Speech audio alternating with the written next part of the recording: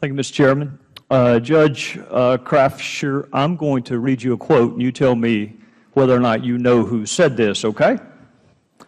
100% of the women at call centers have been abused. It's an atmosphere of abuse. Anytime we see a call center person, female, all have been abused. Do you know who said that, Judge? I did. It was taken out of context. Well, sir, your microphone, can you repeat that, sir? Yes. He said it was taken out of context. Well, let's put that in context. Judge, was that, did somebody testify to that at a lower level? Was that in the record? No, sir, that was my experience. Did you rely on a learned treatise? You made a point of saying in your opening statement how much respect you pay to the federal rules and the Constitution.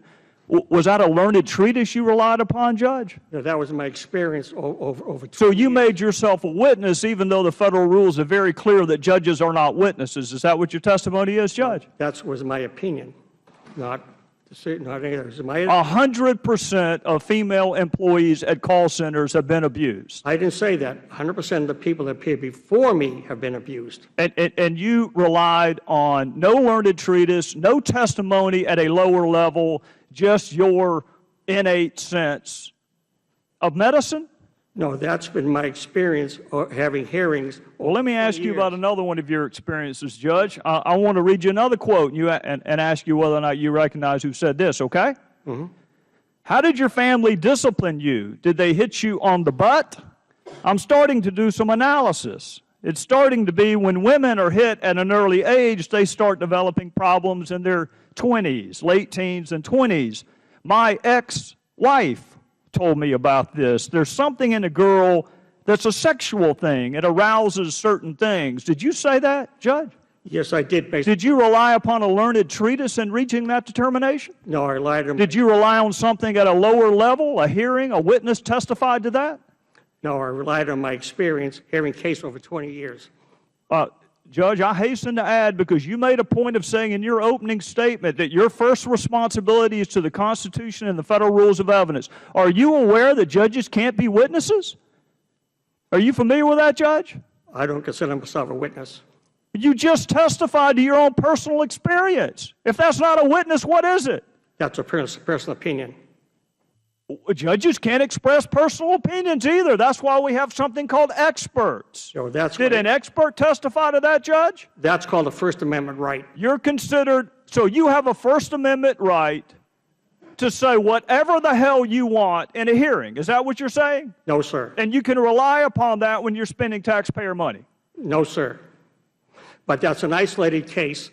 Well, it can't be an isolated case. I just cited two. Yeah. And my colleague cited others. Yeah. You're taking isolated cases. I've had... Well, let's go a little broader than that, Judge. What is your reversal rate of the hearing officer? Is it in excess of 90%? Yes, it's based upon testimony given to me. All right, and it has to be adjudicated twice before it gets to you, right? That's correct. And only if it's denied does it get to you. So 90% of the time, the people under you are wrong. No, I want to be able to cross... Well, it has to be, or you wouldn't be reversing them. They've denied benefits, Judge, and you've reversed their denial.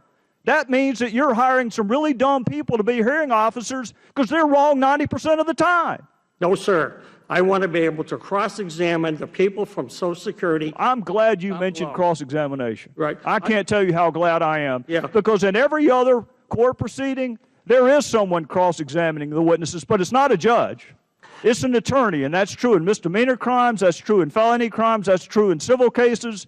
So what I think you need, Judge, is I think you need an advocate and an attorney for the taxpayer in the hearing room. Because I don't want you cross-examining witnesses. If you really think that paddling a child leads to sexual issues, I don't want you doing the cross-examination. And if you really think that 100% of CNAs have been abused and 100% of females in call centers have been abused, I don't want you doing the cross-examination, Judge. Sir, we wear three hats. One hat is the Social Security hat. The other hat is the claimant's hat. The other hat is the Social Security hat. Where's the expert witness hat? You just said you were an expert witness. We have an adversary system, and I have the right. It's not an adversary system. There's no advocate for the taxpayer that's in the courtroom. We have a non-adversary system, sir. It's a non-adversary system, and I have to wear 3 hats. It can't be too adversarial, or you would not reverse the hearing officer 90% of the time. And some of your colleagues, 99% of the time, they reverse a hearing officer. And we mistakenly, Judge, thought it was because you were eyeballing the witnesses so you could assess credibility. But we learned from your colleague, Mr. Taylor, that that's not even true. Sir, you don't even have a hearing. You just do it on the paper. Sir, it's not eyeballing the witness. I take testimony. I have had here, this sheet has... And who does the cross-examination? It has 186 ailments on it. Who does... Well, that's your document. Mr. Cummings, No. Mr. Cummings just exposed it. That's your document. No. That's the attorney also provides one for me. the attorney for whom? For the claimant. That's my point. There is no attorney for the taxpayer. Good. We're going broke. Mr. Chairman, I know I'm out of time, but I'm going to tell you a story from Spartanburg real quickly. I had a judge call me. He's apolitical. And he said, I just sentenced someone for calling under people's houses and stealing their copper. And he said, what really struck me as being unusual, Trey, is he is 100% disabled in the back. I want you to think about that, Judge, and I want you to think about one other thing, too. I went on a tour of something called a workability center, where people with special needs value work enough that they go to work every single day. And there was one man who was confined to a wheelchair, had no use of his hands or legs, but his job was to encourage his fellow employees. There is inherent value in work. And one reason your backlog may be so big is because it's so damn easy to get benefits. Not for me. Not for me. I hear every case. I see every person that's ever appeared before me. Every one. You reverse the hearing officer over 90% of the time, Judge. 90% of the time, the person at the first level is wrong in your judgment, and you are citing your own version of medicine. 100% of the people are abused. That if you paddle a little girl, she's going to wind up with sexual issues, despite the fact it's not in the record, Judge. Well, you may be a judge, but you're not God. Well, let me explain to you. If I had this person in front of me that was down below, I can examine him on behalf of Social Security, and that would allow the claimant's rep. Well, then why don't your colleagues have hearings? Why do they do it on the paper? If it's that important to eyeball a witness and assess credibility and cross-examine them, why are you doing it on the paper? That's what I said in my remarks here. We need the ability to be able to have the witnesses who give any comment down below should be appear before me, so I can examine them, and they can be cross-examined by the. I want them being cross-examined by an advocate for the taxpayer, Your Honor, with all due respect, not a judge. Well, they need an adversary system, which we don't have today. Mr. Horsford. To recognize the chairman of the Judiciary Subcommittee on Immigration and Border Security, the gentleman from South Carolina, Mr. Gowdy, for his opening statement. Thank you, Mr. Chairman. Mr. Chairman, the thread that holds the tapestry of our country together is respect for and adherence to the rule of law. The law is the greatest unifying and the greatest equalizing force that we have in our culture. The law is what makes the richest person drive the precise same speed limit as the poorest person.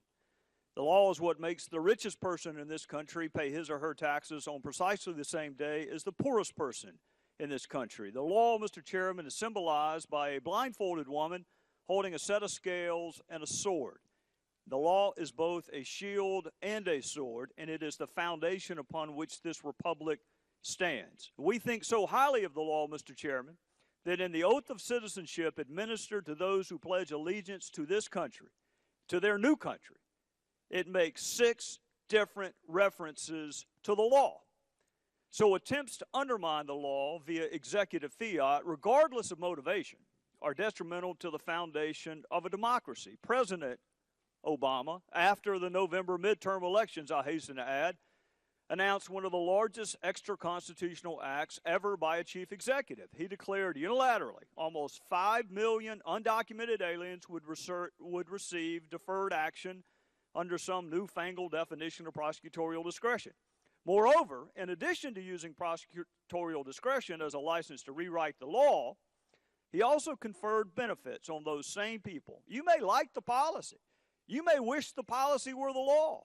But one person does not make law in a republic. If you enjoy a single person making law, you should investigate living in another country. Because our framers did not give us, nor have generations of our fellow citizens fought and served and sacrificed for a single person to make law in a unilateral way. So removing consequences for breaking the law is one thing. Bestowing benefits such as work authorization and immigration benefits is another. The president himself recognized his own inability to do this, Mr. Chairman. More than 20 separate times he said he lacked the power to do what he ultimately did. In 2011, he said this, and I quote, "The notion that I can just suspend deportations through executive order, that's just not the case." He told us time and time again, Mr. Chairman, that he was not a king. His position may have changed, but the Constitution has not. And that document is clear, and it is time-tested, and it is true. And it says that Congress passes laws, and it is the responsibility of the chief executive to take care that those laws are faithfully enforced. The prosecutorial discretion.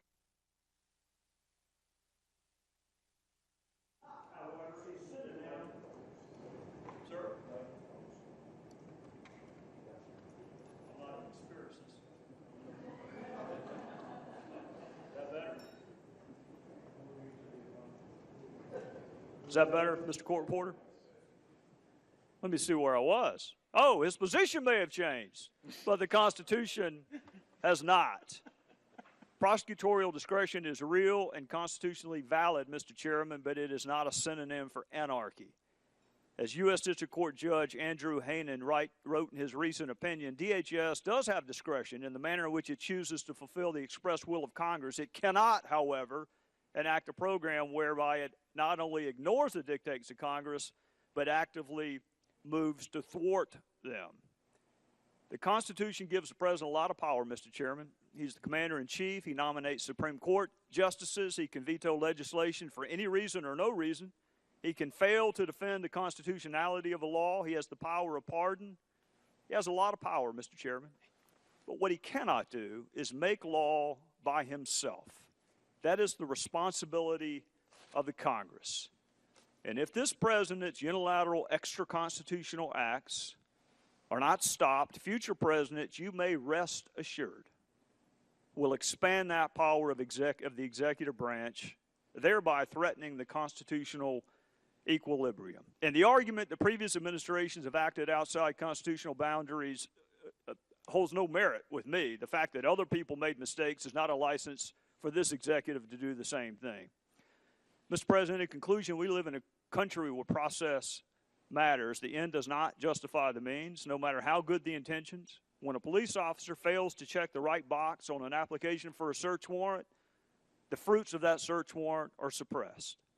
When a police officer, even though he has the right suspect for the right crime, but he just fails to include one small part of those prophylactic Miranda warnings, what happens? The statement is suppressed, even though you have the right person, even though you have the right crime, because we view process over the end. And I'm going to say this, and then we'll finish. I'm going to say this to those who benefit from the president's policies. You may be willing to allow the end to justify the means in this case. You may well like the fact that the president has abused prosecutorial discretion and conferred benefits in an unprecedented way. You may benefit from the president's failure to enforce the law today, but I'll make you this promise. There will come a day where you will cry out for the enforcement of the law. There will come a day where you long for the law to be the foundation of this republic. So you be careful what you do with the law today, because if you weaken it today, you weaken it forever. With that, I would yield back. Of gender or race, can you understand how people may support legislation that ban that?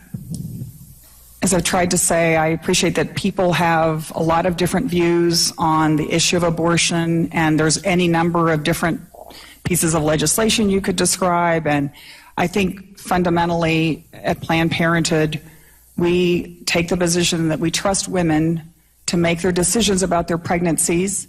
I've made my own decisions as well, and so I feel like I can Richards, kind of walk in these shoes. I appreciate the way you like to frame the issue, that you're the reasonable one, and those of us who have a contrary position are not reasonable. I didn't say that. No, that's exactly the last answer you gave. That's exactly what it was, much like your people evolved to a more to a more advanced viewpoint, much like that comment was also directed to that. Those are not the words I said. I said sometimes people change their opinions. No, it's not always what you say. Sometimes it's just what you mean. Well, in 2014, you disagreed with my colleague's 100% figure. What percent of your money did go to Democrat candidates in 2014 if it wasn't 100%? I told him I will look. I know that we support Republicans across the country. I wish there were more. I wish there were more Republicans. Name me some. Name me some Republicans in Congress that you support. Well, I don't actually want. In this public forum, I'm not going to raise their names because they have been such the target of their fellow party members, but I'm happy to provide that to you later. Well, the donations are public. And some of them, yes, I'm not. I don't know in terms of federal office. I was thinking more broadly in terms of support for candidates across the country. I know there are Republicans that we support. And again, we would like to support more Republicans for office. We wish there was, we don't believe that women's health or women's rights should be a partisan issue. And we don't think eating dinner salads and drinking wine while you're discussing infanticide, we have a problem with that too. So I'm sure you can understand why we would be as viscerally opposed to what we saw on some of the tapes. Would you not? I just think we may have feel like everything I've answered you see in a different way. So I respect your opinions, and I'm always open to listening to other people's opinions. Breaking tonight, a federal judge has blocked the release of undercover video meetings that were involving the National Abortion Federation, its members, its secret meetings, its employees. Some of those may involve Planned Parenthood. Congressman Trey Gowdy is here with his new push to defund Planned Parenthood, just how far they'll go on Capitol Hill. But first, Trace Gallagher with the breaking news. Trace. Shannon, over the past 2 years, the Center for Medical Progress, a pro-life group, has taken undercover videos at the educational meetings of the National Abortion Federation, an abortion provider. So the NAF sued to keep those videos from being released, arguing they could lead to death threats, saying, quote, the broader public interest can be served by preventing defendants from harassing, intimidating, and inciting violence against NAF, its employees, and its members. Today, a federal judge sided with NAF, banning CMP from releasing the videos. And that ruling comes on the heels of a California Superior Court issuing a temporary restraining order preventing CMP from releasing undercover videos of a company that buys fetal tissue for research. Pro-life advocates say the legal action is just an attempt to hide the horrible truth. So far, CMP has released 3 different videos showing senior-level employees of Planned Parenthood casually talking about selling fetal tissue and graphically explaining techniques used to remove the most valuable parts of aborted babies. The most recent video shows the vice president and medical director of Planned Parenthood of the Rocky Mountains talking about how to maximize profits while avoiding legal consequences. Of course, selling fetal tissue for profit is against the law. CMP claims it has at least 9 more undercover videos, though it's unclear if any will be released. And amid the controversy, Hillary Clinton acknowledged this week that she found the Planned Parenthood videos disturbing, saying that while Planned Parenthood has done good work for women, this raises questions about the whole process, though she did not expound on exactly what process. But last night she posted on Twitter, quoting here, proud to stand with Planned Parenthood and for access to quality, affordable health care for women, men, and young people. There, of course, as you know, is a push to cut off Planned Parenthood's federal funding. Shannon. Trace, thank you so much. And on that, joining us now, South Carolina Congressman Trey Gowdy has joined the effort to defund Planned Parenthood. And the stakes could be pretty high here. Congressman, thank you for joining us. Yes, ma'am. Thank you for having me. All right, you've done something you don't often do, which is sign your name on a letter with other members of Congress, basically standing up and saying, this is my position, I'm not going to move from it. In this case, you all are saying, basically, you're not going to vote for any funding measure that includes continued funding for Planned Parenthood. And you know that you're going to be on a collision course with possibly being responsible for being accused of shutting down the government if you maintain this position. So why are you taking it? Well, because I don't believe in infanticide, Shannon, and there are certain things that define us as a decent people, as people of good conscience. And when you watch these videos, as barbaric and depraved as they are, when you are discussing the selling of body parts while you're eating a salad, like you're talking about a stock tip, and then the latest video where you are right on the precipice of discussing homicide. If you look at the quote, folks who come in after delivering but still want a procedure, what does that mean? If that's not partial birth abortion, what does it mean? The people that I work for, Shannon, do not want to fund that. So, people could disagree about a woman's right to choose and Roe versus Wade and its progeny, but this is barbaric and it is depraved. And if the president wants to insist on government shutdown so he can fund something that I didn't even think Planned Parenthood was necessary after Obamacare. I thought Obamacare provided health care and access to everyone. So why do we need Planned Parenthood to prop up the abortion industry? I'm not going to fund it. Okay, are there Democrats, pro-life or not, people that just have concerns about these videos that you think will join Republican efforts? Well, I don't know. I would think all people of good conscience would just be sickened by what they have watched. Now, will there be folks out there who are able to rationalize it? I'm sure there will be, and I suspect that there'll be a funding mechanism this fall and there'll be no government shutdown. And make no mistake, I don't want a government shutdown, and neither do the 18 people who signed Mickey Mulvaney's letter. But, Shannon, you have to stand for something as a people. I mean, what defines us as a people? I am speaking to a death penalty conference tomorrow. There is more sobriety in discussing the heinous acts of death row inmates than there was in the discussion of selling baby body parts. So if that does not define us as a people, then perhaps I'm in the wrong line of work and I may be in the wrong republic. The America that I believe in, the people that I represent, do not expect me to fund the barbarism, the depravity that I have seen. Based on these numbers, 897 children will lose their lives to an abortion completed by Planned Parenthood each and every day. Why do I find this horrific? Because I actually have a lot in common with them. I was meant to be one of them. I should have been just another statistic, but by the grace of God, I am more than a statistic. I come here to you today as a wife, a mother, a daughter, a sister, a master's level prepared social worker, and yes, as an abortion survivor. From a botched abortion to the dreaded complication, a child who lives, I've been called just about everything that you can imagine. But if you want to turn your attention up to the screen, as you can see in my medical records from 1977, kind of right there in the middle, saline infusion for an abortion was done, but was unsuccessful. And in other times throughout my medical records, you will read statements like, the complication of my birth mother's pregnancy was a saline infusion abortion. You could certainly say that saline infusion complicated the pregnancy. It has taken years to unravel the secrets surrounding my survival, to have contact with my biological family, and even medical professionals that cared for me. And although there are still unanswered questions, what I do know is that my life was intended to be ended by that abortion. And even after I survived, my life was in jeopardy. You wouldn't know it by looking at me today, but in August of 1977, I also survived a saline infusion abortion. And as Gianna shared, that saline infusion abortion involves injecting a toxic salt solution into the amniotic fluid surrounding the preborn child. The intent of that toxic salt solution is to scald the child to death from the outside in.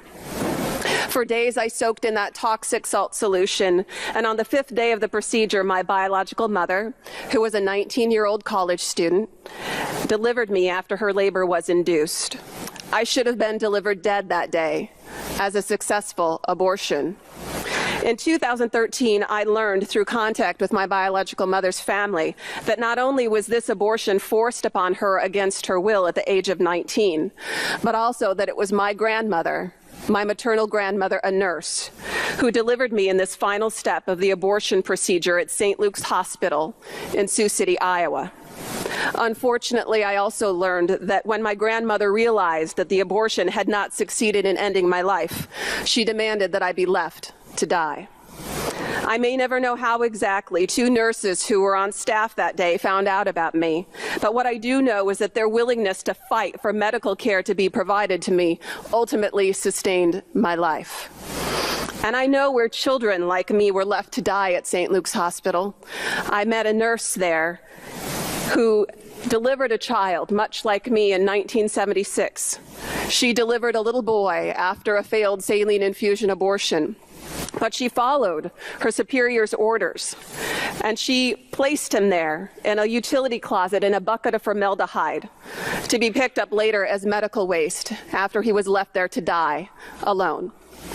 A bucket of formaldehyde in a utility closet was meant to be my fate after I survived that abortion attempt. I weighed a little less than 3 pounds when I survived. I suffered from jaundice, severe respiratory problems, and seizures for an extended period of time. And one of the first notations in my medical records by a doctor after I survived is that I looked like I was about 31 weeks gestational age when I was delivered. Despite the miracle of my survival, the doctor's prognosis for my life was very poor initially. My adoptive parents were told that I would suffer from multiple disabilities throughout my life. Yet here I am today, perfectly healthy. Yet I know it isn't just how abortion ends the life of children like me that isn't talked about in today's world. It's also not discussed what happens to children like me who live. I can tell you we are your friend, your neighbor, your coworker, and you would likely never guess by passing us on the street that we survived what we did. In my work as the founder of the Abortion Survivors Network, I have had contact with 203 of these other survivors. Letters from some of those survivors have been submitted to this committee. I'm here today to share my story to not only highlight the horror of abortion taking place at Planned Parenthood, but to give a voice to other survivors like me, and most importantly, to give a name, a face, and a voice to the hundreds of thousands of children who will have their lives ended by Planned Parenthood this year alone. As you consider the horrors of what happens at Planned Parenthood each day, I would urge you to remember my story and Gianna's too.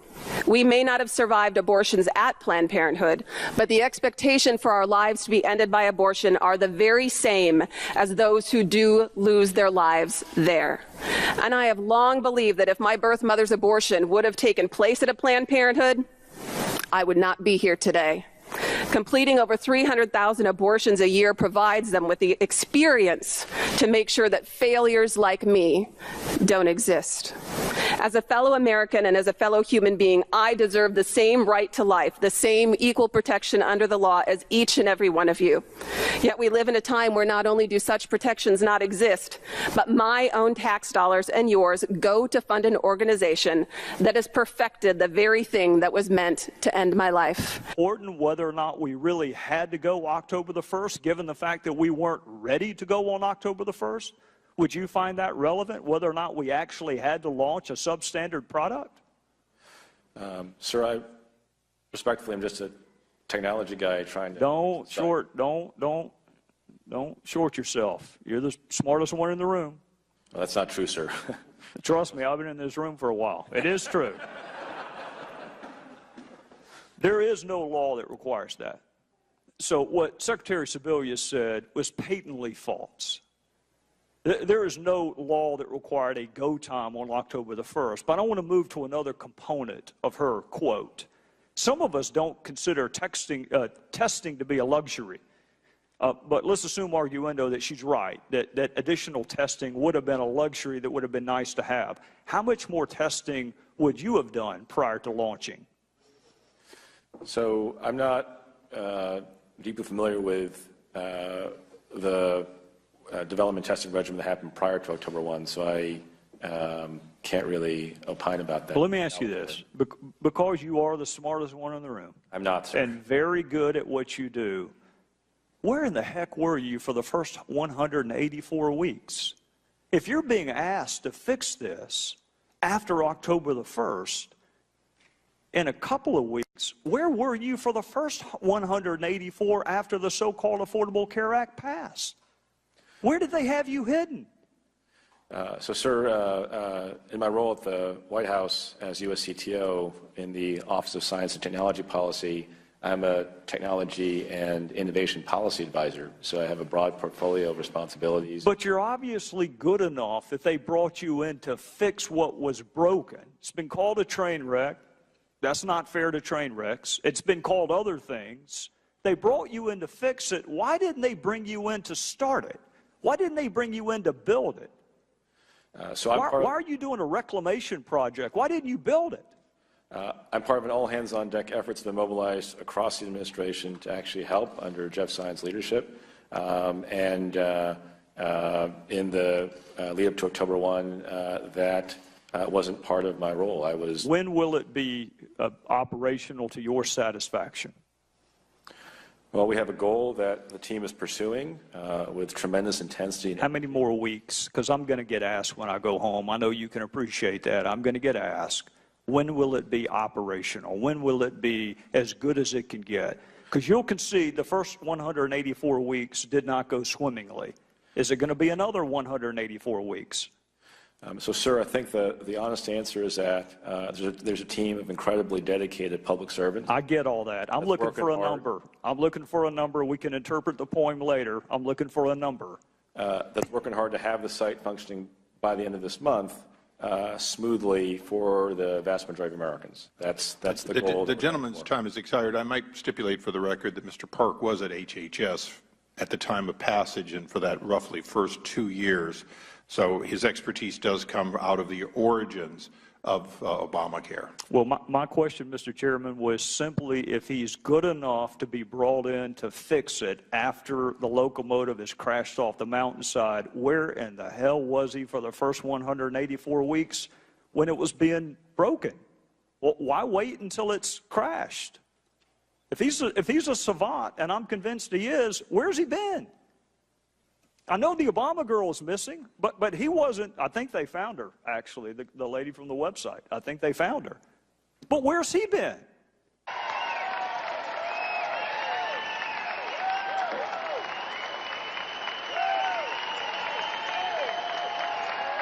Thank you very much. Thank you. Thank you all.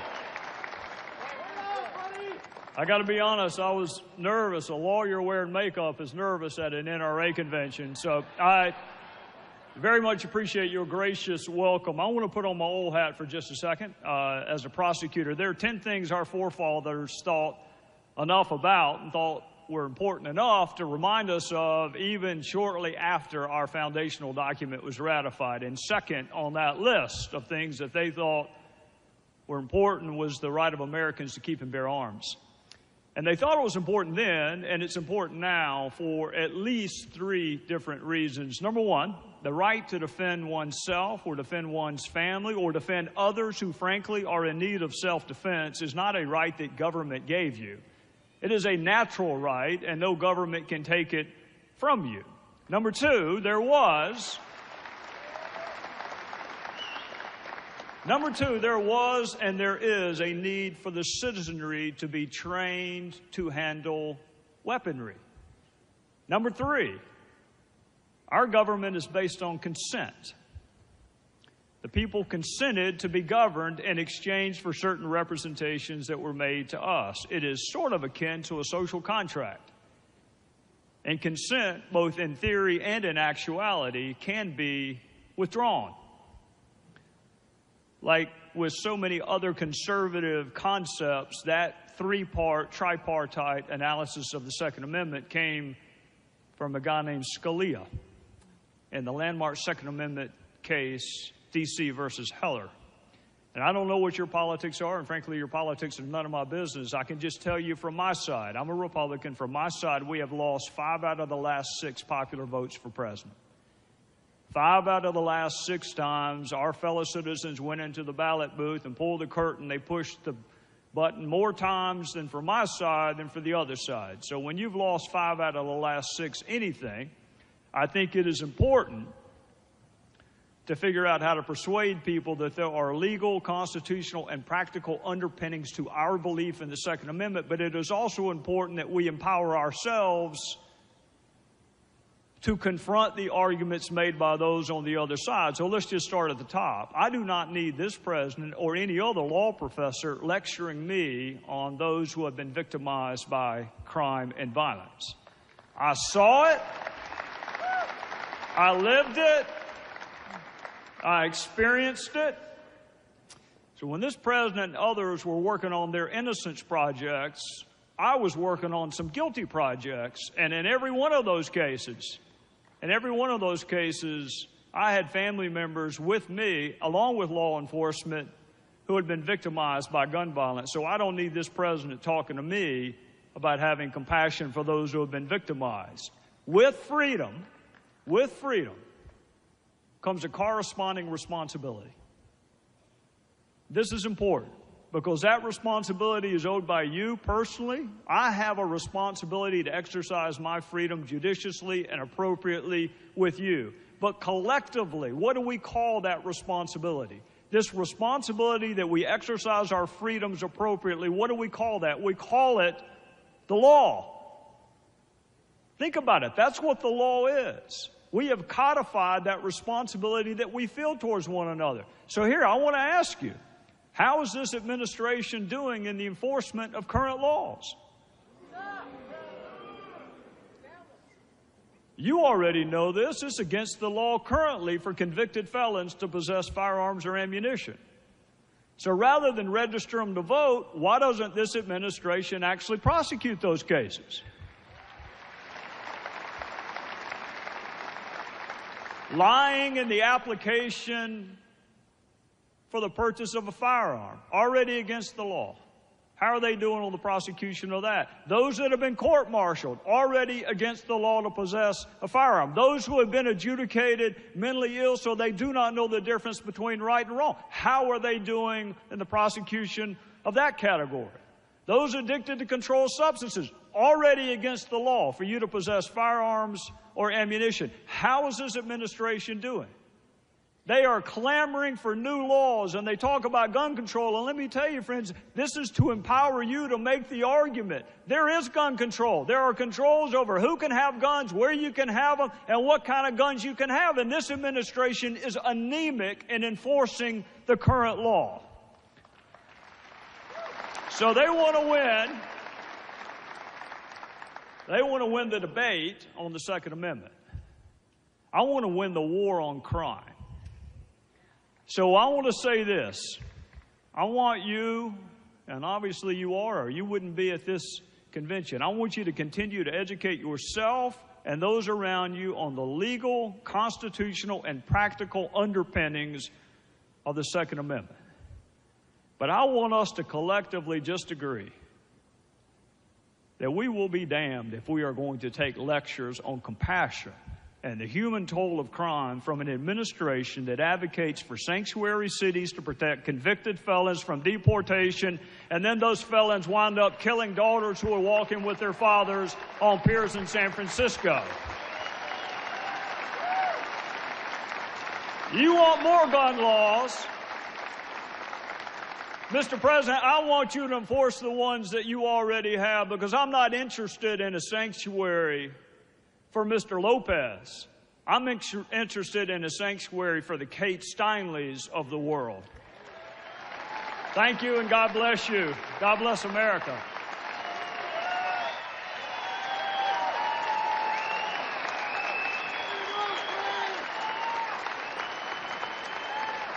And the chair is pleased to recognize the chairman of the Immigration and Border Security Subcommittee, the gentleman from South Carolina, Mr. Gowdy.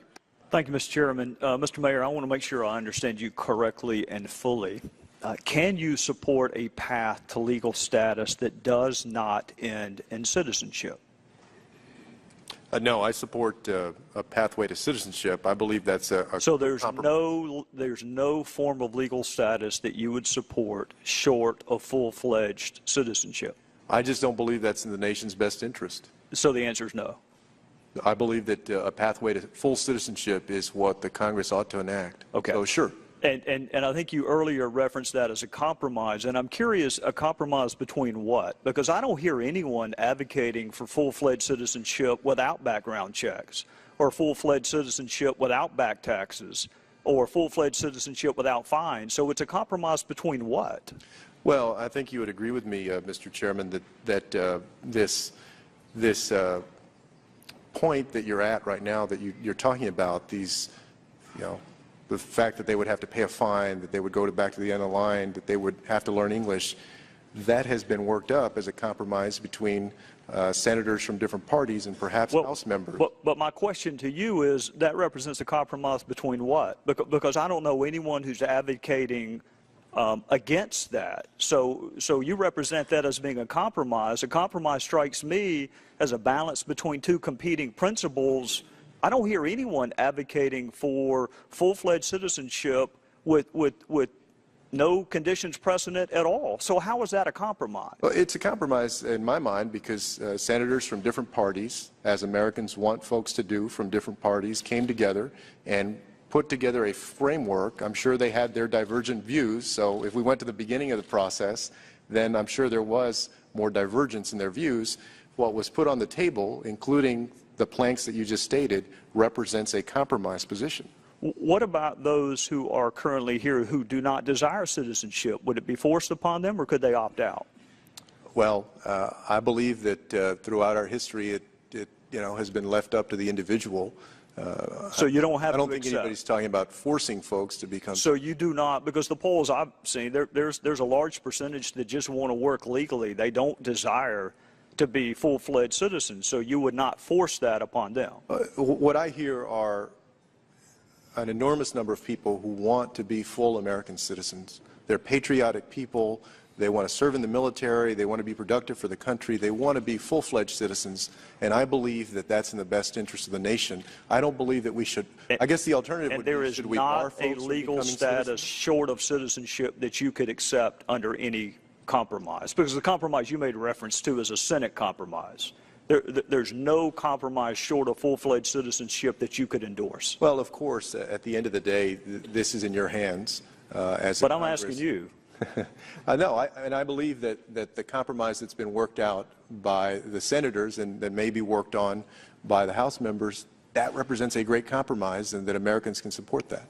What are some of the elements of the background check that you would be most interested in? Because the word background check means different things to different people. I assume it's more than just an NCIC check to see whether or not someone suffered a felony conviction. What do you mean by background check? Well, and I readily acknowledge, I'm not a technical expert, not in law enforcement, and so I understand y'all are going to have a panel that's going to deal with enforcement.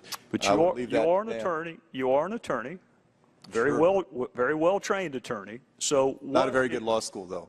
If you were better than most of the members of judiciary, I suspect your grades were. So what would you include in that background check? Because Mr. Forbes asked you, I thought it was a very good question. If you set the bar at felony convictions, that's a pretty high standard. For those who are under investigation by the Bureau or someone else, and you could maybe meet the level of probable cause, but not beyond a reasonable doubt, would you be willing to exclude them from this path? Well, I think that what's been discussed does go beyond just folks who have been convicted of a felony. I understand that there may be some instances, but that's going to be case specific. I think that kind of thing needs to be adjudicated. It's somewhere between assuming that somebody has committed a crime and recognizing that there are circumstances where someone does present a danger to the United States and should not be in the country. I do think that there's leeway there. Okay. I would grant you that. And these are the kinds of things that I don't disagree with the general point that, this is not easy. This is detailed. It's important work. But I believe at the end of the day that the compromise, the general principles of the compromise that have been worked out in the Senate are the ones that are the best option for the United States. My very last question to you, because I'm out of time, is this. This is not our country's first foray into amnesty. And you talked about citizenship and all the benefits that confers on folks. One of the benefits it confers is that you have the protection of the law. So how would you explain to folks in my district or Congressman Labrador's who really do place a high value on respect for the rule of law why we're doing this again if it hasn't worked in the past? Mm-hmm. Well, I think you and I would agree that, as many folks have said, we are a nation of laws. We draw our strength from the fact that we're a nation of laws. At the same time, we're also a nation of immigrants, and we've progressed as a nation because we're pragmatic. And we understand that these 11 million folks who are here, that this has to be addressed. It's in our national security interest, it's in our national economic interest. So I do think that we can find a way to punish these folks for not coming in here legally, but at the same time address the pragmatic issue that's in front of us. Carolina Congressman Trey Gowdy on the House Intelligence and Oversight Committee, my guest now from the Hill. How are you, sir, and good morning to you. I'm doing well. How are you? I'm fine. In that same press conference there, they quoted tweets from Michael Flynn off a fake account on Twitter. Very dangerous stuff. They later apologized and pulled that back. Your question, sir? What's important about this story? There are a couple of things. To the extent they're criminal allegations, Congress doesn't have a role in that. That's up to the executive branch, the FBI, and the Department of Justice. There may or may not be a congressional injury here. So the House Intel Committee, on which I now serve, Chairman Nunes, has been looking into Russia for months and months and months. So the Democrats may be new to this investigation, but the Republicans in the House, as it relates to Russia and their attempts to interfere in our elections, we're not new to it. Mitch McConnell said this morning, we know they were messing around, meaning the Russians. We don't know if it had an impact on our election. Where are you on that statement, sir? The more information, the better. The more evidence, the better. But think back to yesterday, Bill. One of my Democrat colleagues said he wants public hearings on classified information.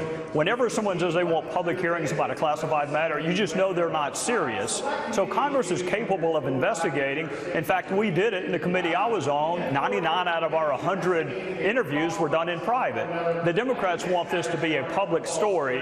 They're much more interested in the politics of it than they are actually finding out what happened. But I think this is a critical component to the story about what Mitch McConnell addressed there. Don't know if the Russians had any impact on the outcome of the election. Do you concur with that, or do you have other information now, sir, that would suggest otherwise? Well, it depends on how you frame the question. Was there an attempt to inject themselves in our election? That's the first question. Number two, was it successful? Number three, did it have any impact on the outcome? So those are separate lines of inquiry, each of which are appropriate, but you can't blur the lines and just say one. You got to look at all three of them, and those are three distinct lines of inquiry from my vantage point. Got it. But how do you answer the critical one about the election involvement right now, based on what you may or may not know? This is very important to nail this down. What do you understand? You're talking about whether or not it actually had an impact, or whether or not there was an effort to... The former.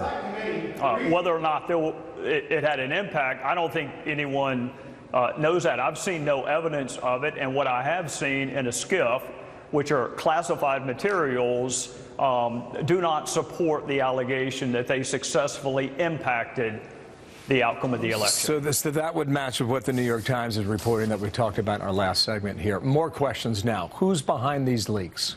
No idea, Bill. I don't like unauthorized disclosures. I mean, the word leak is such a benign term. It's an unauthorized disclosure, which may be illegal. I don't have any idea who it is. I can tell you there is an insatiable appetite for leaks in this town, both on the receiving end and on the giving end. You didn't hear me talking about WikiLeaks because that was an unauthorized hack. I'm old school. I don't think you ought to disclose things that are intended to be kept confidential or classified. Would Ben Rhodes be a person you would consider, who worked in the Obama White House for 8 years? It would not be fair to Mr. Rhodes or anyone else for me to throw out a name. I have no idea who did it. I think it's a separate inquiry from the substance of the leak. But when you have a classified transcript that makes its way into the public domain, I know the care that the intelligence community, for the most part, takes to protect classified information. The fact that you would leak it to the media is, in some instances, a crime. It's not just a leak, it's a crime. Well, the reason I mentioned Mr. Rhodes is because others have put his name on the table in the past 24 hours. And you specifically, based on your Benghazi committee investigation, had direct contact with him. So again, are there individuals who are either holdovers from the previous administration or who have left as a result of the new administration who would have contacts with the intelligence community and would have direct contact with leading members of the DNC, sir? There are dozens of people who would have access to this information, but it's not fair to them for me to guess whether it's Ben Rhodes. I heard a DOJ employee's name mentioned. It's not fair for me to name someone's name when I have no evidentiary support for even naming their name. Let's leave that there for the moment. Will there be a select committee or not? Mitch McConnell seems to suggest that the Senate Intelligence Committee can handle this on their own. Where are you on that now? We have a select committee. It's called the House Intelligence Committee. It is selected by the Speaker himself. It is a highly coveted committee. And he and the minority leader handpicked the people to be on that committee. So it's already select. Sir, thank you for your time. I can tell the PA system is working there on Capitol Hill. Thanks for fighting through that. Yes, sir. Thank you. And your patience. You bet. Trey Gowdy.